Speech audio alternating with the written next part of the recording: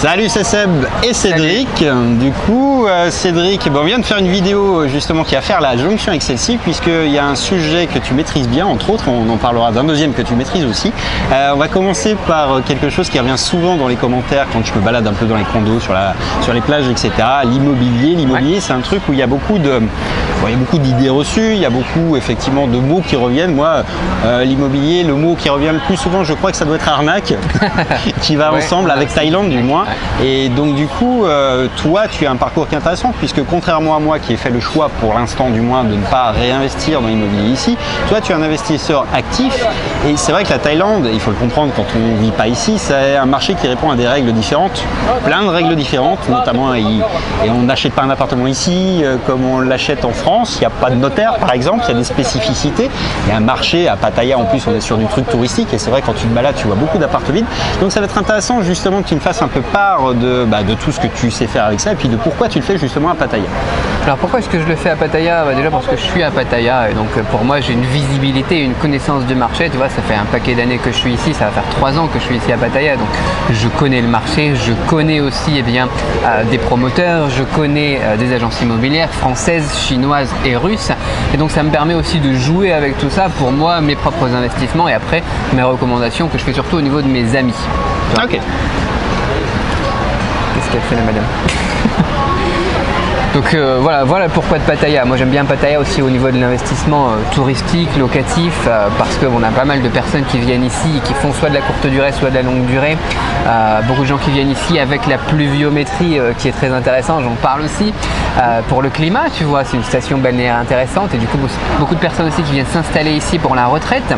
Donc ça me permet aussi de jouer sur deux types d'investissements, donc le courte durée avec l'investissement tout ce qui est Airbnb, etc. et la longue durée avec les retraités, notamment sur Jomtien, tu vois, les personnes qui viennent pour s'installer. Et du coup, moi, ça me fait de la longue durée, mes apparts sont remplis, c'est ça qui est intéressant. Après, voilà, je sais pas jusqu'où tu veux aller, notamment tout ce qui est Airbnb. Il y a on va y revenir après. Alors, on va commencer déjà par le marché. C'est intéressant parce que effectivement, le marché de Pattaya et même un peu de cette partie qui est très touristique, il est assez difficile à appréhender. Quand on balade ici, là, on est dans un endroit qui est sympa, mais rien que sur les 500 mètres en rayon, on doit avoir 10 condos qui sont en cours de finition, on doit en avoir 5 qui sont finis et qui sont intégralement vides. Donc, quand tu te balades le soir, tu dois avoir max 10 fenêtres sur un truc à milliers de 200. Et la question qui revient souvent, et même moi je me la pose d'ailleurs, c'est le truc, tu vois, moi j'habite un condo, il y a 1000 chambres dedans.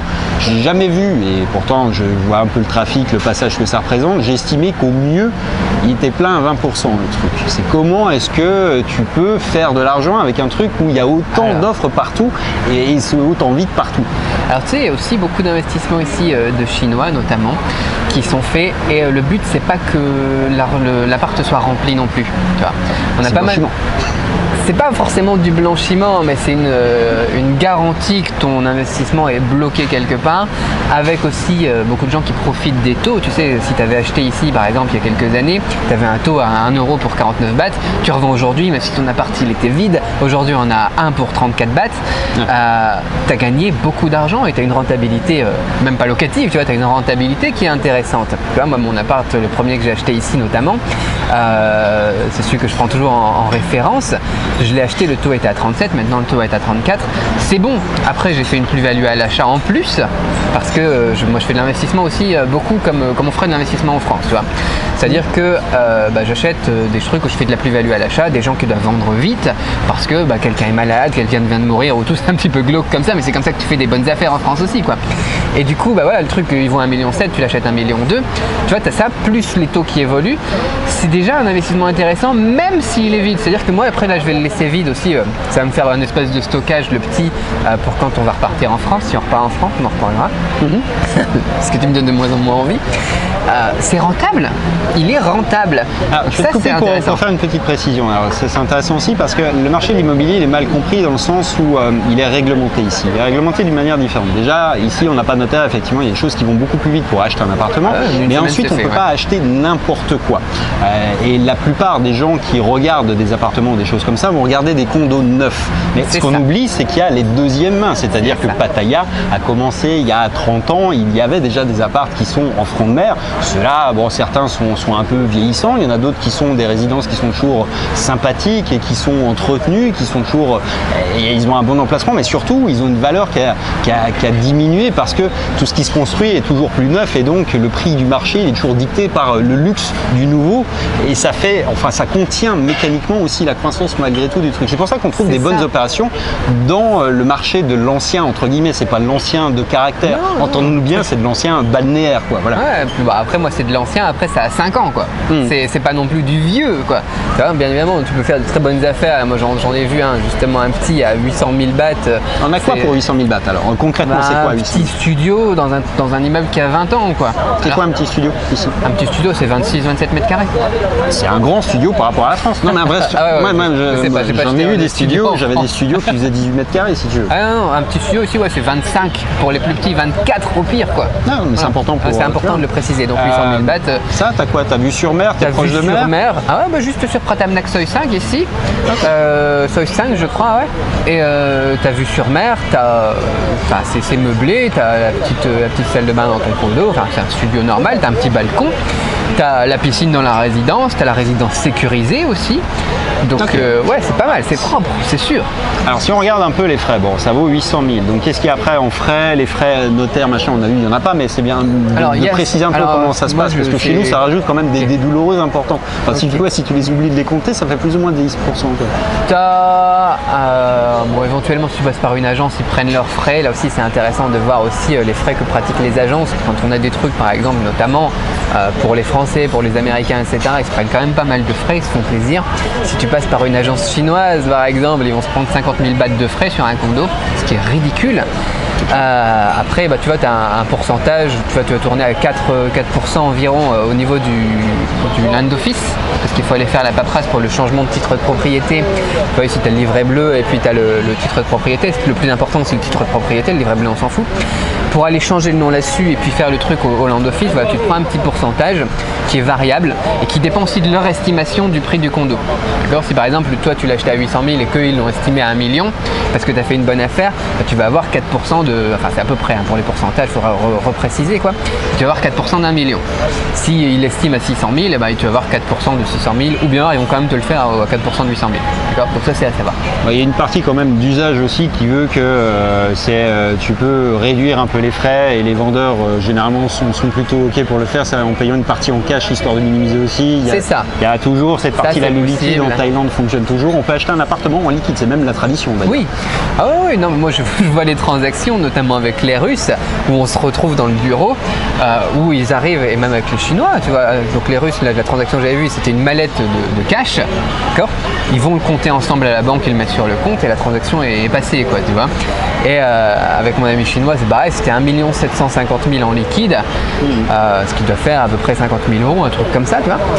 Et on n'a pas trop l'habitude en France quoi. Et du coup en France on voudrait penser, les Français ils voudraient faire un chèque de banque ou des trucs comme ça. On peut les faire aussi, mais les vendeurs ils aiment pas trop tu vois. Je me souviens je l'avais fait, j'étais reparti avec un sac à dos de liquide de la banque, 1,8 million, ouais pareil.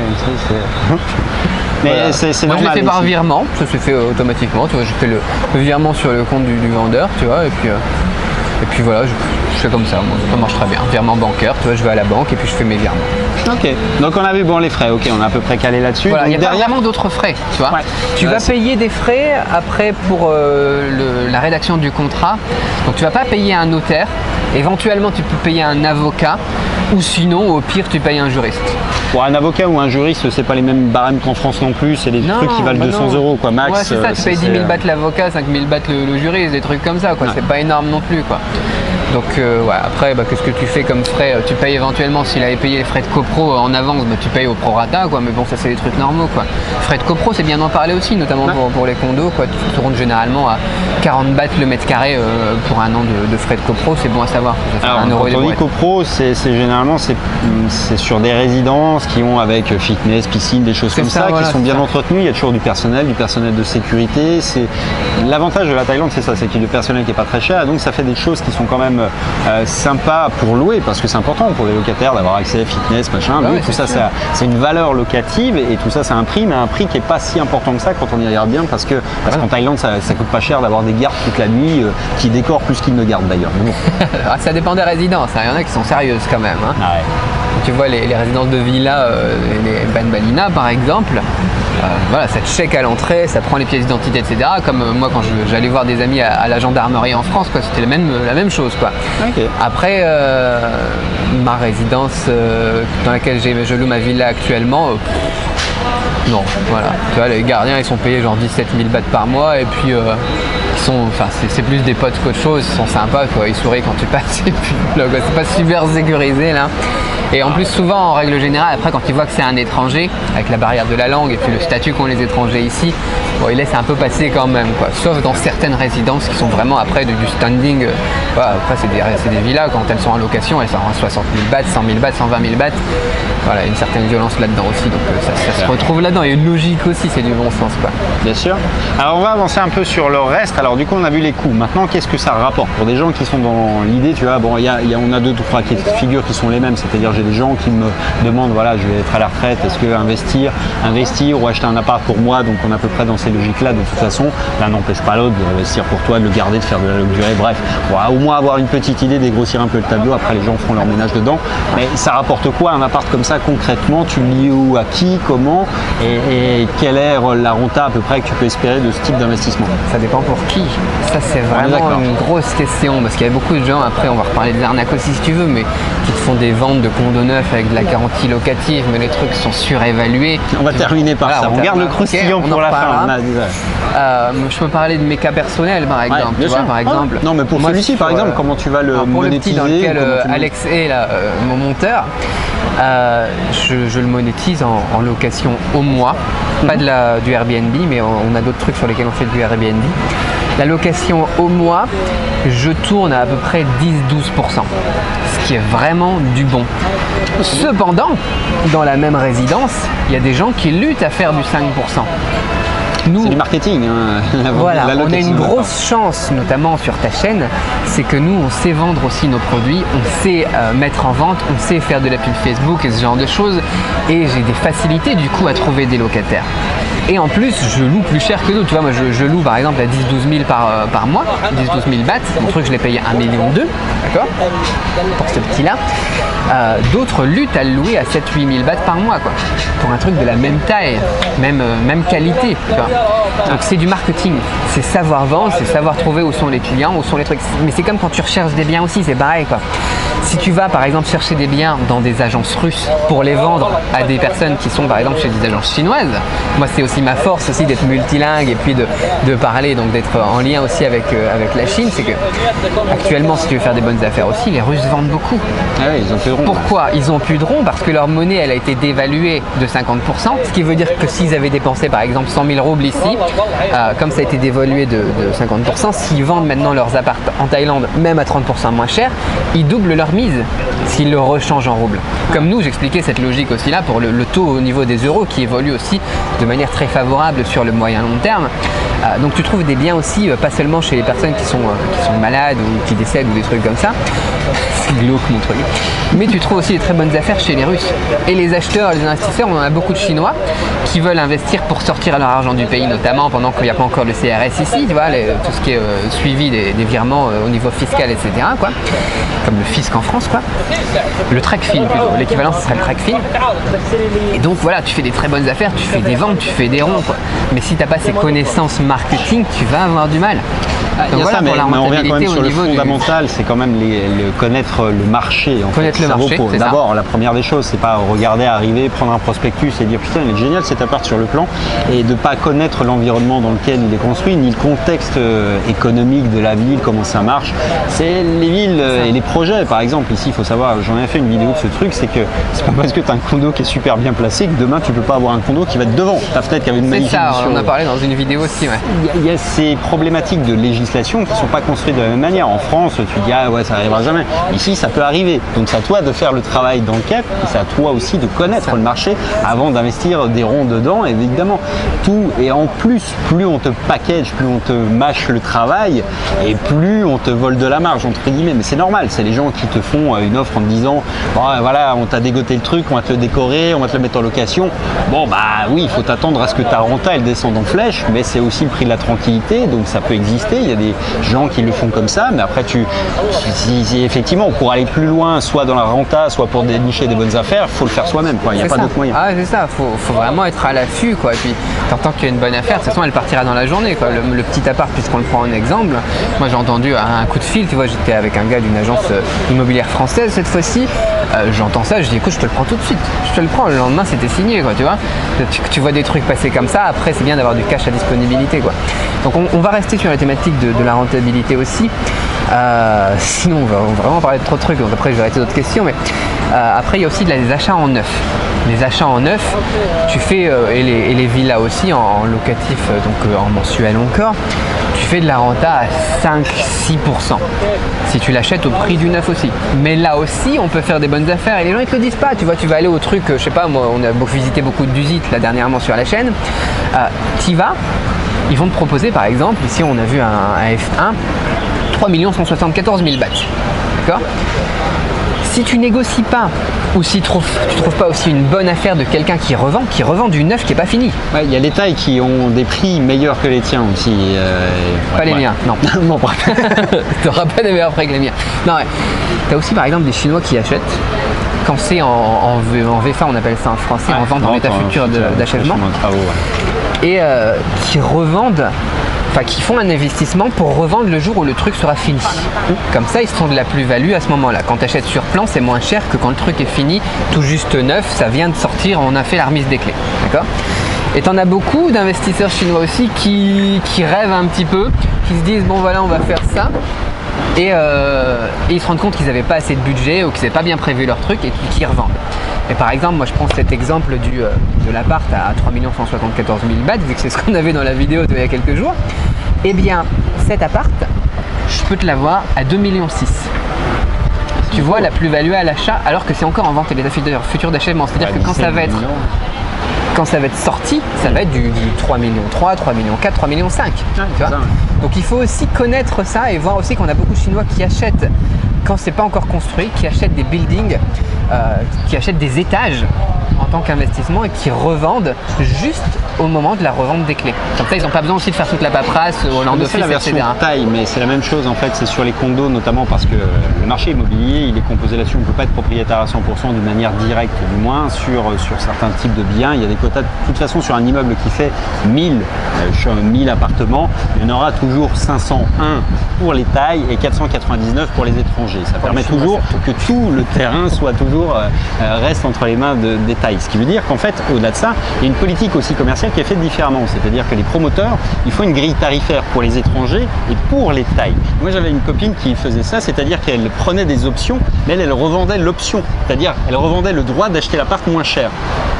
Et ça, c'était un truc qui était. Bon, le niveau de descente n'est pas le même sur les prix, mais c'était intéressant quand même. Il y avait un billet de 200 000 à faire, quoi. Quand tu vois, c'était à peu près de 7 heures. Les quotas aussi, tu peux les changer. Tu peux y travailler. Dès que par exemple, tu as un taille qui revend, tu peux voir en fonction du pourcentage, tu vas 49,51. Est-ce que tu peux pas passer un appart en quota étranger?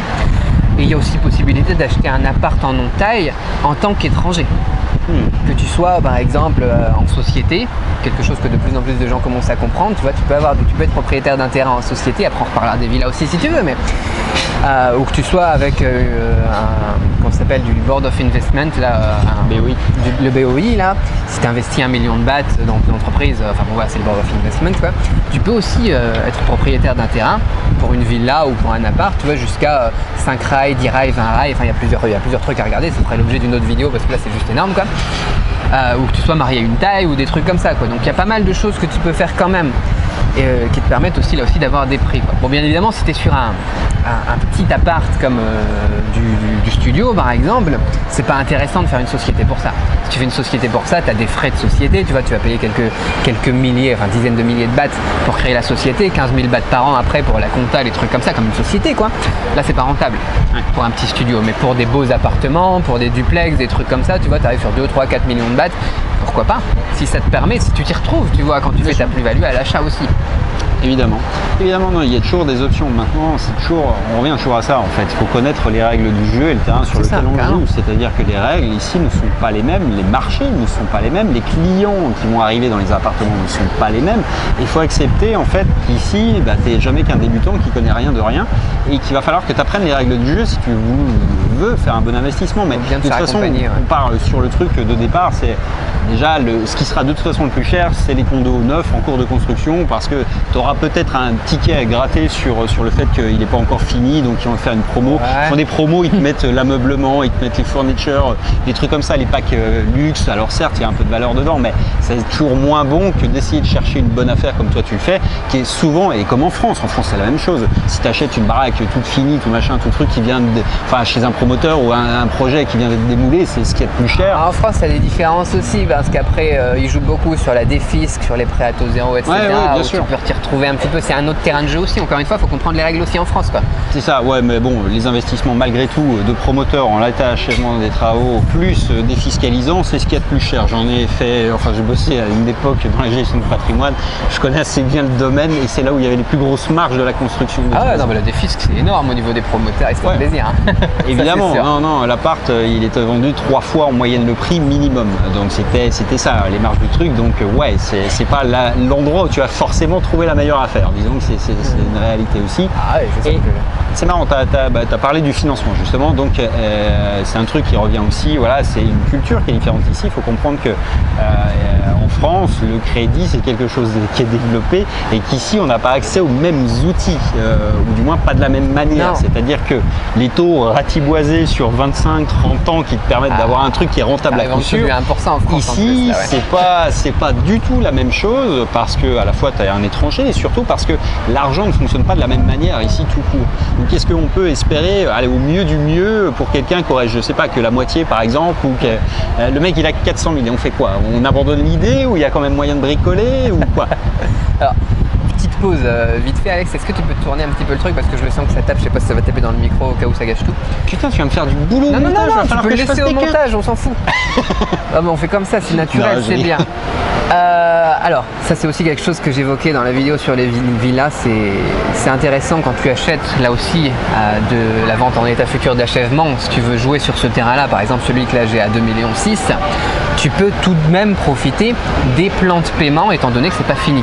D'accord. Bien évidemment, ils te font aussi des ristournes si tu payes tout d'un coup, mais bon, si jamais tu n'as que la moitié par exemple. C'est très bien à la moitié, il faut au moins avoir 40%.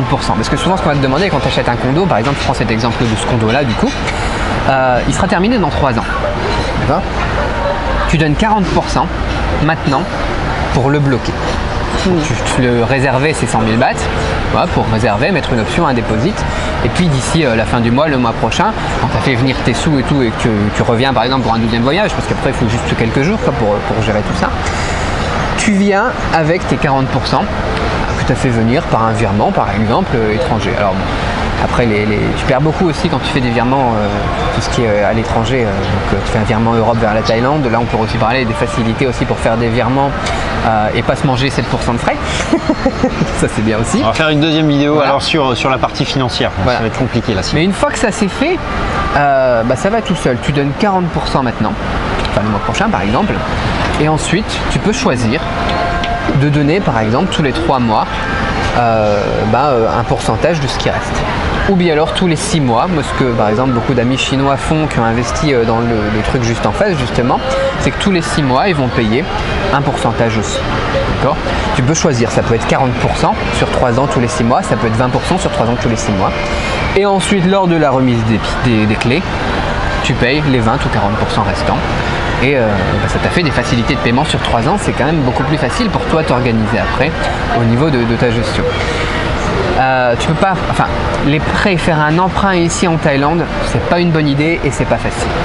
Ouais, c'est pas facile pour quelqu'un qui n'est pas résident de toute façon. C'est mieux d'être résident, de gagner au moins 80 000 bahts par mois, ce genre de choses, ou d'être marié à une taille. Les prêts, c'est bien si tu as de l'argent en fait, dans ce cadre-là. C'est-à-dire que si tu n'as pas envie de le débloquer, mais sinon c'est pas fait pour les gens qui n'ont pas les moyens en fait. C'est ça qui est différent. C'est des taux qui sont extrêmement importants, c'est des durées qui sont très courtes, et c'est pas fait, c'est fait pour, je sais pas, c'est un dépannage de trésorerie quoi. C'est pas un prêt, c'est pas un prêt immobilier. Non, c'est un prêt à la conso en fait. C'est l'équivalent d'un prêt consommation. Il vaudrait mieux presque financer une bagnole en France, récupérer l'argent pour financer un appart ici. C'est ça, tu fais, si tu as la possibilité, tu fais un prêt étudiant, si tu as des enfants ou n'importe quoi, tu vois, où ils ne te demandent même pas d'ailleurs de justification derrière, un prêt conso, voire après, bon, tu peux éventuellement essayer de négocier avec ta banque. Après, ça dépend comment est-ce que tu es avec ton banquier, tu peux aussi voir après de certains courtiers spécialisés pour faire un prêt. Alors encore à faire financer en Thaïlande? Moi j'avais essayé financer en France. Ah ouais non, moi j'étais à une époque j'avais essayé de le faire. Moi je pourrais faire financer en Thaïlande. Après moi par une banque étrangère ou par des Thaïs? Par une banque thaï. Ouais non ça on est d'accord. Mais à une époque en fait. Peut-être via c'est UCB ou c'est Citi à Singapour ou quelque chose comme ça. Il y a peut-être possibilité encore, oui. Citi m'avait dit juste pour Singapour, mais pas pour. Mais c'est pareil au niveau des taux. Par contre, tu as du 7-9%. J'avais regardé ça il y a 2-3 ans après. C'est le même marché, mais à une époque, en fait, pas si lointaine que ça, j'avais posé la question à tout hasard à ma banquière en Europe, à la BNP, elle m'a dit tu tombes mal, on a arrêté l'année dernière. Non, pas les banques françaises. Mais ils l'ont eu fait en fait. C'était vrai à une époque, mais tu peux aussi toujours le faire. En revanche, tu peux avoir des taux, mais il va falloir bloquer 50% de la somme, voire 100% sur un contrat d'assurance vie. Ils vont te prêter ce que tu veux, un taux que tu veux. Ouais, donc en France c'est toujours possible, et sinon via des banques.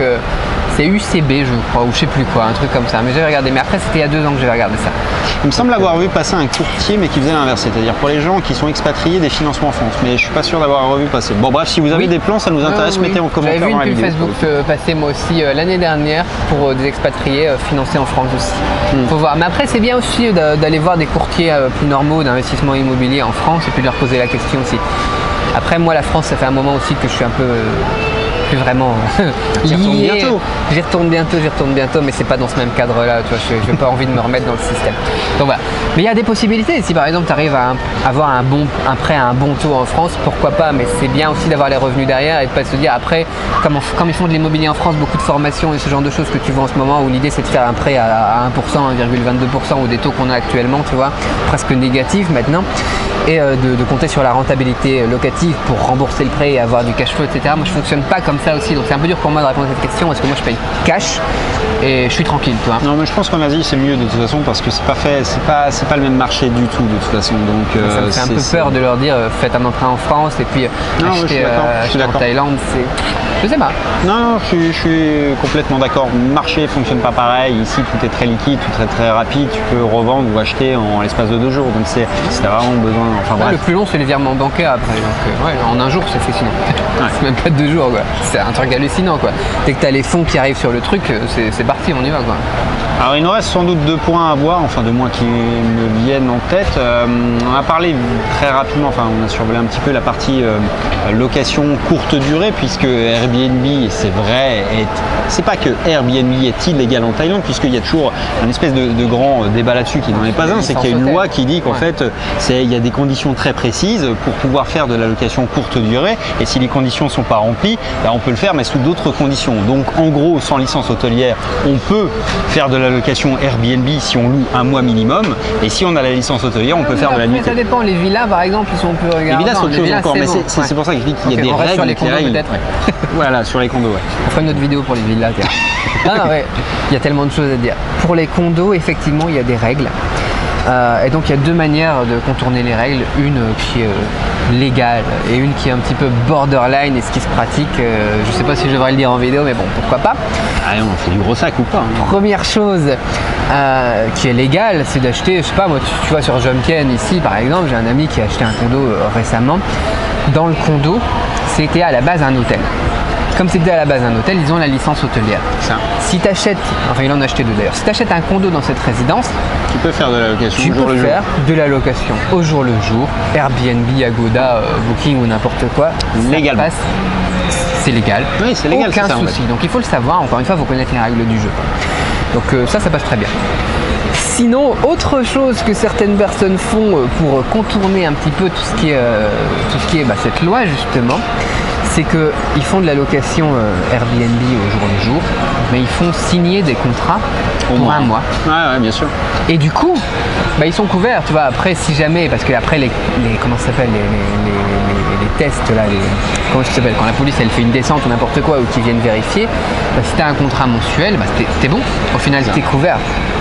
Et tu peux très bien dire au bout de 3 jours, au final l'appart me plaît pas, je suis changé d'endroit, je me suis barré, quoi, tu vois. Et donc ils sont couverts comme ça légalement, donc après c'est un peu borderline, mais ça permet après pourquoi pas de se débrouiller, quoi. C'est très connu dans le milieu ici, c'est peu connu pour les personnes qui sont notamment à l'autre bout du monde, en France, au Canada, en Tunisie en train de nous regarder, quoi. Mais voilà, il y a toujours moyen après de trouver un loophole, un truc légal, quoi. Je puis parler français, moi. Vas-y. Ah ouais, moi je fais mes transactions, après on est en anglais, on est en chinois, et avec des Russes qui parlent à côté. Comment tu veux que j'explique ça avec des mots en français, moi? C'est vrai. Non, mais au-delà de ça, la location courte durée, en fait, faut imaginer aussi que c'est un marché qui est différent. C'est-à-dire, on est sur des stations balnéaires, les gens qui viennent, enfin, tu viens pas en week-end. Ça dépend aussi où est-ce que tu fais ton investissement, bien évidemment. Ouais. Si tu fais un investissement au niveau de la plage, c'est intéressant d'acheter justement dans ce genre de condos qui ont une licence hôtelière. Tu vois. Mais si tu fais après de l'investissement pour des personnes, tu vas viser des gens qui viennent bosser, des gens qui travaillent à l'école française, des gens qui sont, qui travaillent chez Michelin, par exemple, ici au nord, des gens qui sont retraités. Là, c'est autre chose. Non seulement tu peux acheter aussi des bonnes affaires juste à la rue d'à côté, tu vois, au niveau de la 2e rue. Mais en plus, après, tu fais de la location en mois, si tu sais vendre tes services, si tu sais faire un petit peu de marketing, c'est bon, t'es bon aussi, quoi. Donc, faut voir aussi ce que tu veux faire. Alors, pour la gestion, du coup, est-ce que c'est toi qui vas faire le ménage, tout ça, tu vas faire les carreaux, ou t'as des gens qui t'aident un peu quand même? J'ai des gens qui m'aident, bien évidemment. Alors, un truc qui est très bien dans les condos, dans beaucoup de condos qu'on possède ici, c'est le Juristic Office. Je vais tout mettre en anglais, moi, tu vois. On va faire la vidéo en anglais. En même temps, ils l'ont pas fait en français, hein. C'est marqué toujours Juristic Office, ouais, le concierge, je sais pas quoi, tu vois, qui est en bas. Et généralement, ils vont gérer pour toi aussi les visites, le ménage, la remise des clés, etc. C'est super, quoi. Et ils te font payer éventuellement des frais où ils s'arrangent si c'est parce qu'ils sont aussi en lien avec d'autres agences immobilières qui leur envoient des gens. Et là, ils se partagent les frais qui sont le premier mois de location, enfin un mois de location, de frais, et ils se les partagent 50-50. Si c'est elle qui trouve quelqu'un, c'est elle qui garde 100% des frais, comme une agence immobilière classique, quoi, tout simplement. Et elle me gère tout. Elle me gère tout. Si l'appart est vide, elle va aller payer les factures d'électricité. Tu vois, ils font ça en groupe. Ils vont au PEA, là, Provincial Electricity Authority, quoi. Et elle paye toutes les factures pour tout le monde. Et ensuite, elle te met ça sur le truc. C'est vachement bien foutu, quoi. Il n'y a pas de souci, quoi. Et après, si c'est de la location courte durée, ça dépend des pourcentages, quoi. Tu as des gens qui vont dire, voilà, en gestion locative, moi je te prends 5-7%. T'en as d'autres qui vont dire, moi je te prends 10%. T'en as d'autres qui vont dire, tiens, si c'est de la longue durée, on va se prendre, comment ça s'appelle, entre 5 et 10% par mois. Si c'est de la courte durée, on va se prendre entre 10 et 25% du montant. Ça dépend aussi, voilà, ça c'est à voir, quoi. Mais bon, si tu veux rien gérer du tout, c'est tout à fait possible de faire ça. Je trouve que le coût de la gestion locative est assez cher tout de même, parce qu'on est souvent dans les 10% quand tu veux vraiment rien faire du tout. Mais après, étant donné pour des gens qui sont en Europe, qui ne seront pas forcément là, c'est quand même important. Mais en même temps, les tarots français sont pas très éloignés de ça. Hein. Ouais, c'est vrai aussi. Ouais. Je voyais, moi en France, je travaillais avec Sergi qui se prenait quand même un sacré pourcentage. Ils plombiers, ouais, puis ils font pas. Et quand tu as besoin d'un devis ou d'un plombier, ils ne traitent pas le moins cher non plus. Ouais, tu prends des cartes. En plus, dans les condos aussi, tu as souvent un maintenance guy, c'est-à-dire quelqu'un qui s'occupe de la maintenance. Voilà, c'est ça. Donc les petits condos, tu en as un. Dans les grands condos comme le tien, tu en as 10. Etc. Et c'est quelqu'un qui est payé, qui est dans tes charges annuelles, qui est payé généralement un peu plus cher que les gardiens de sécurité, genre 20 000 bahts par exemple, et qui va s'occuper de changer dans toute la résidence les ampoules, tous les trucs de maintenance, quoi.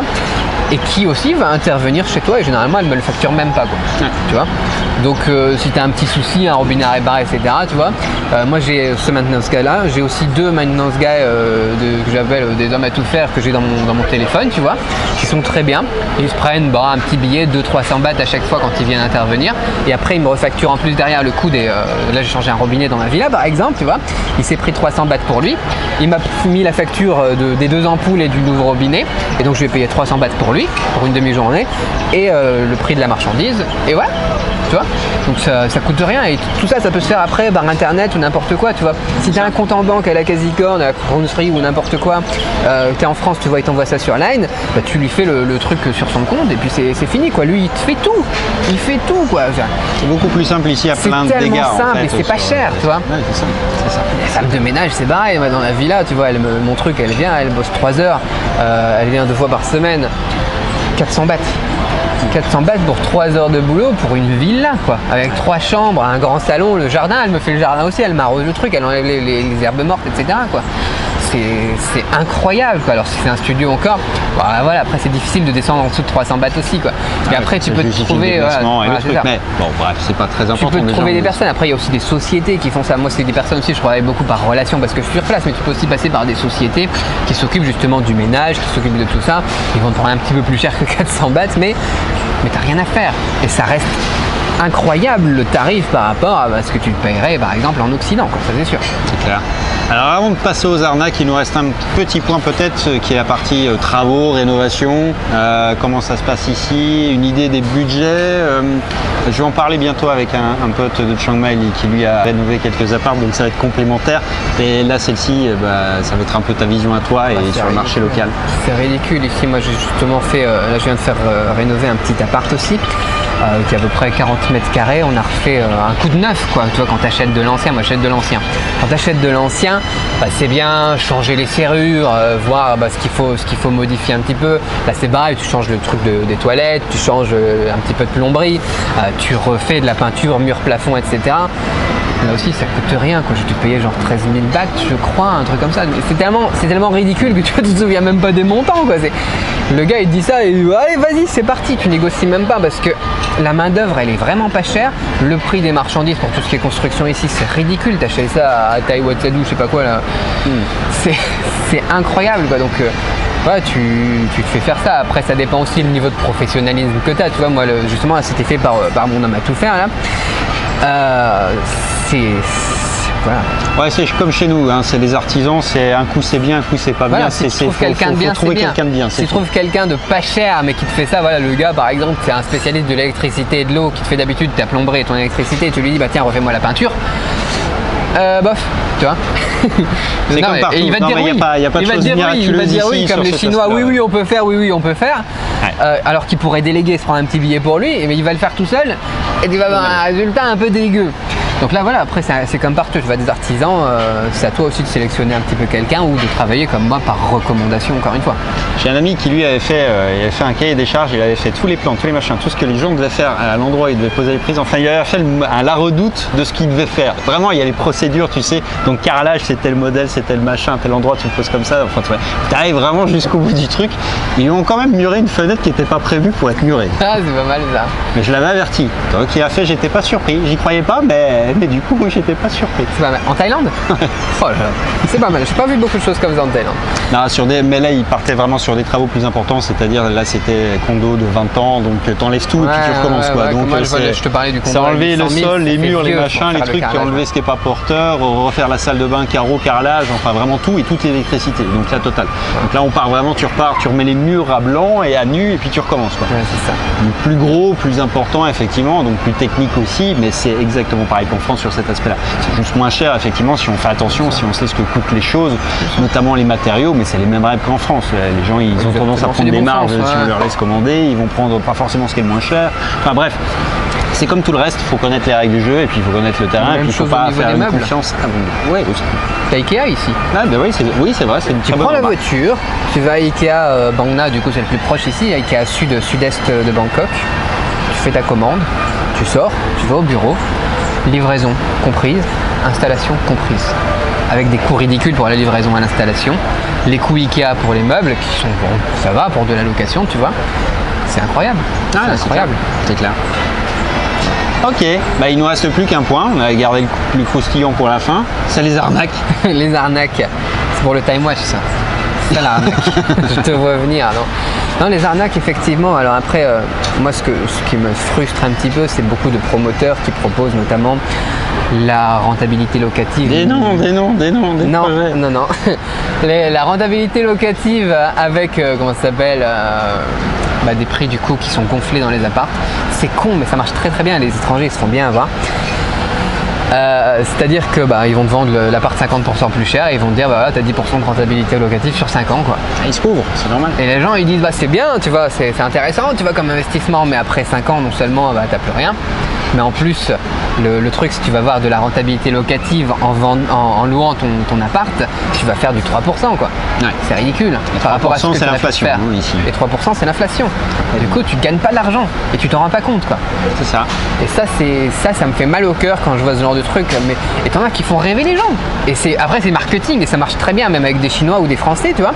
Leur dire rentabilité locative garantie sur 5 ans, plus après derrière qu'est-ce qu'on va te foutre, on va te offrir un voyage aux Maldives, plus je sais pas moi 10 000 bahts de Starbucks, tu vois, de carte cadeau Starbucks, plus même pourquoi pas un visa élite.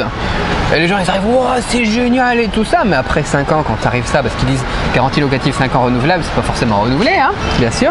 C'est ça. Et les gens après là ils se rendent compte du truc quoi.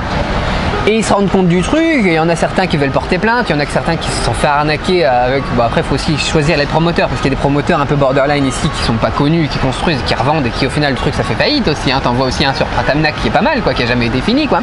Pour d'autres raisons ça je crois. Et non mais il y en a d'autres, il y a plein de raisons pour ça. Et après voilà, tu as une grosse problématique là-dedans aussi au niveau des contrats. C'est-à-dire que les contrats aussi, il faut les faire vérifier. Moi j'ai un ami là qui a fait vérifier des contrats qui ont plein de soucis. S'il y a un souci dans le contrat il peut être annulé tout simplement. Et tu t'assois aussi sur ton investissement. Tu parles du contrat d'achat en fait. Contrat d'achat, ouais. Okay. Et ça aussi, c'est pas vraiment une arnaque, mais au pire des cas, tu te rends compte que même s'il y a un gros problème avec un bon promoteur, c'est bien aussi d'aller faire vérifier un petit peu derrière, de faire son travail. Enfin, c'est ton travail après. En France, ça. Hein. Non mais en France, tu vois, c'est ça le gros problème, notamment des investissements par les Français, plus que les Chinois et autres, c'est qu'en France, c'est le pays de la loi, tu vois, la France.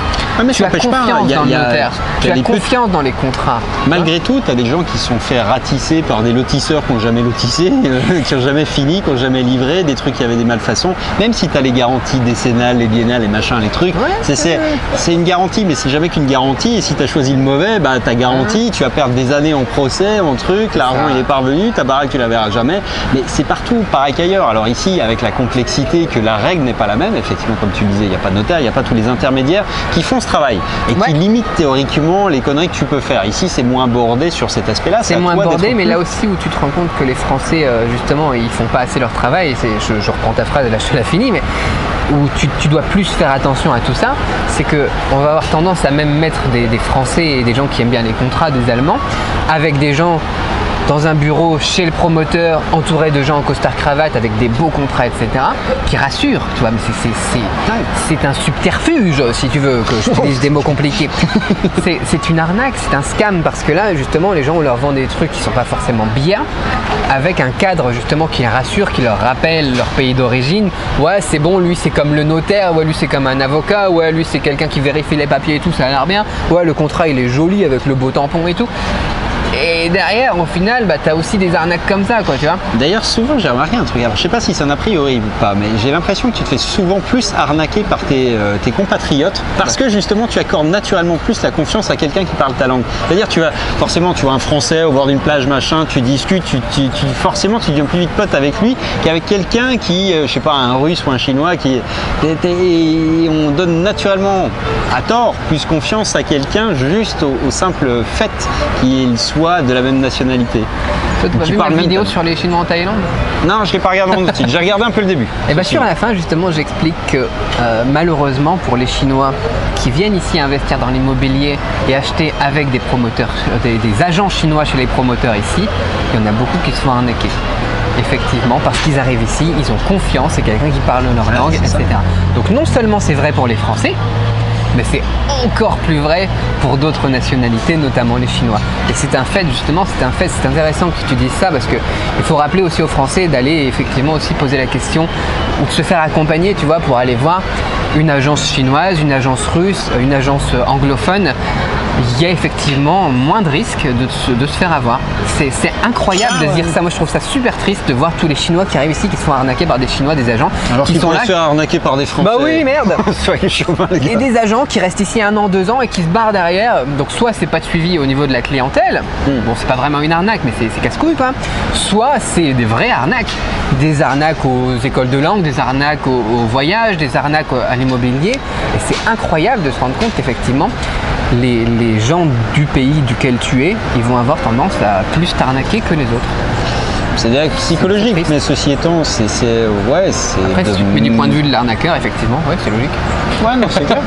C'est clair, c'est juste. Ouais, non, c'est cohérent en même temps. Ceci dit, on revient toujours à ça, mais c'est vrai qu'ici, je pense plus qu'ailleurs, faut pas hésiter à faire un truc qui consiste à aller prendre 300 cloches et surtout ne pas hésiter à aller voir des gens dont c'est le taf. C'est-à-dire, il n'y a pas que les agences, mais un avocat ici en France, on a toujours cette logique-là. Un avocat, ça me coûtait une couille. Bon, c'est vrai en France, ouais, mais ici, ça vaut rien. C'est-à-dire que moi, j'ai un avocat. Quand j'ai besoin de lui, il vient me chercher, il fait chauffeur, il m'emmène, il fait tous les papiers, il me dit tiens tu signes là, je signe là, il me ramène chez moi et il me paye le café. Mais bon, c'est vrai en plus. Ah, le service ici c'est incroyable. Et ça me coûte 3000 bahts. Donc c'est un truc, voilà, c'est pas du tout la même logique, les règles sont différentes encore une fois, mais il y a des armes qu'on peut utiliser ici qu'on n'a pas forcément non plus en France. Donc il faut quand même profiter aussi un peu de ce qui est positif et ce qu'on ne trouve pas forcément en Europe pour l'adapter ici. Mais il y a quand même ce qu'il faut retenir malgré tout, parce que là on a fait un peu un tableau noirci sur certains trucs, des arnaques et des arnaqueurs, il y en a aux quatre coins du monde. Oui. Ici, pas plus et pas moins qu'ailleurs, quoi. Il y a juste plus de pigeons parfois qui arrivent en masse, c'est la seule différence.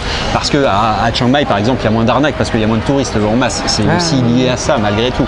Mais au-delà de ça, il y a quand même un marché, il y a des gens qui achètent, il y a des gens qui vivent, il y a des gens qui viennent en vacances. Ça veut dire que des appartements, il y en a besoin. Après, c'est encore une fois, c'est pas miraculeux, c'est pas magique. Ça n'est jamais que de la vente, encore une fois, du marketing.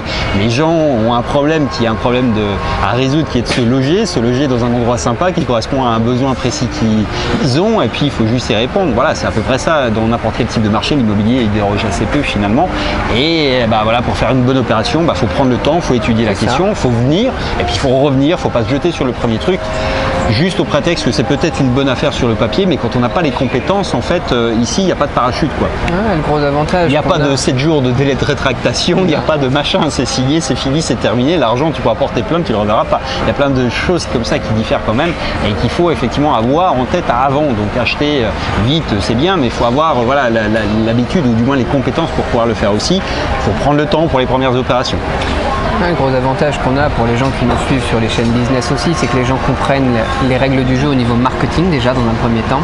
Et c'est bon parce que tu le sens quand il y a anguille sous roche, tu le sens quand c'est trop beau pour être vrai, tu le sens quand on te rajoute un voyage et puis je sais pas, un iPhone gratuit ou des trucs comme ça que voilà, c'est stratégie marketing pour te faire rêver, faut pas tomber dans le panneau non plus. Tu vois, le scarcity et jusqu'à ce soir, c'est ça. T'as droit, voilà. Alors tu vois, mon appart à 2 600 000, tu vois, il va pas rester longtemps. Ça c'est du scarcity, c'est de l'urgence, tu vois. Mais oui, mais réel. Derrière, c'est du réel. Donc, faut essayer de trouver aussi, voilà, c'est connaître le marché, connaître les règles du jeu, comme tu dis si bien. Tu vois, tu as fait une vidéo, les règles du jeu, je crois aussi. Hein. C'est ça. Et faire ce qu'on appelle en anglais, encore une fois, ton due diligence, c'est-à-dire ton travail au final. Tu dois faire ton boulot de recherche, ton boulot d'apprentissage, ton boulot de formation, quoi.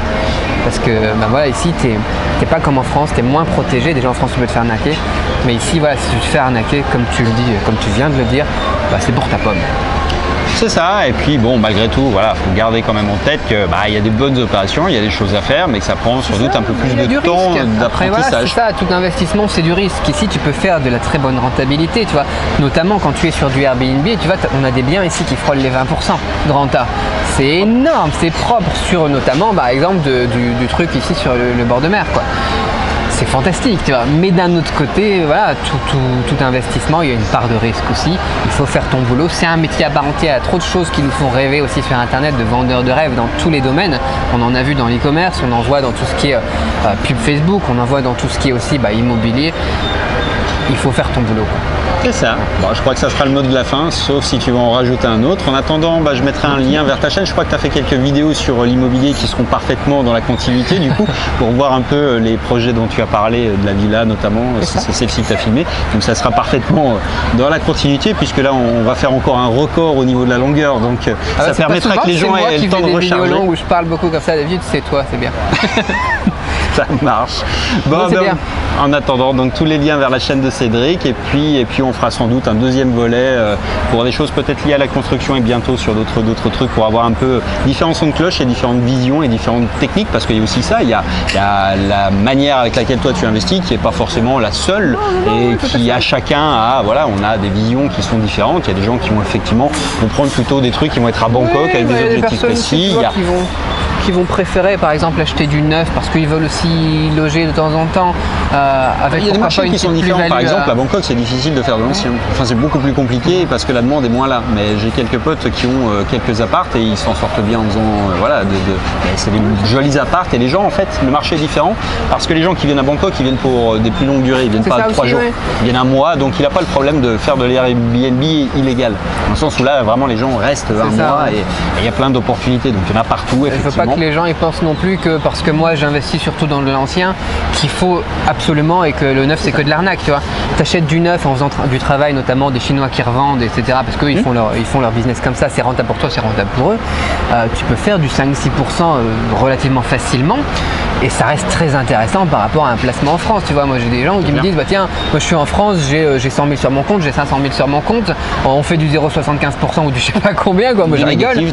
Du négatif par rapport à l'inflation, encore une fois. Il faut connaître ça et c'est très intéressant du coup d'aller faire ce genre aussi de biens ici en Thaïlande, quoi. Tout le monde ne veut pas après faire ce travail qui est un peu plus fastidieux qu'est le mien, d'aller chercher vraiment les bonnes affaires, d'attendre par exemple tous les 3 mois qu'il y ait une nouvelle bonne affaire, tous les 6 mois qu'il y ait une nouvelle bonne affaire et puis d'aller investir là-dedans, quoi, tu vois. Non, bien sûr. Il y en a pour tous les goûts aussi, quoi. C'est ça, il faut tester, il faut vérifier soi-même et il n'y a pas d'autre moyen, mais en attendant on fera quelques vidéos complémentaires à celle-ci et puis il y a surtout celle de Cédric. C'était un grand plaisir encore une fois de t'avoir et puis on va se rejoindre bientôt pour une partie linguistique cette fois-ci. Ça marche. Allez, à bientôt. Ciao. Ciao, ciao.